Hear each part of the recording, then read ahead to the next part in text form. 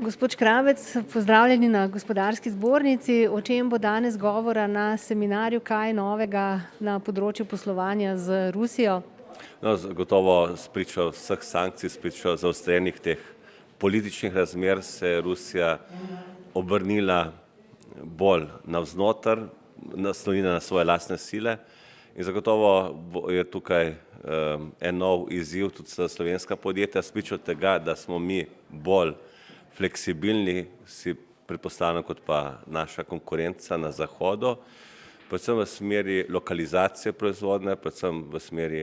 novih vlaganj, standardizacije in želimo predstaviti uspešno poslovno prakso naših podjetij tudi vsem ostalim deležnikom tu v Sloveniji in seveda s tem spodbuditi trgovanje, boljše trgovanje, boljše poslovno okolje za naša podjetja na tem trgu.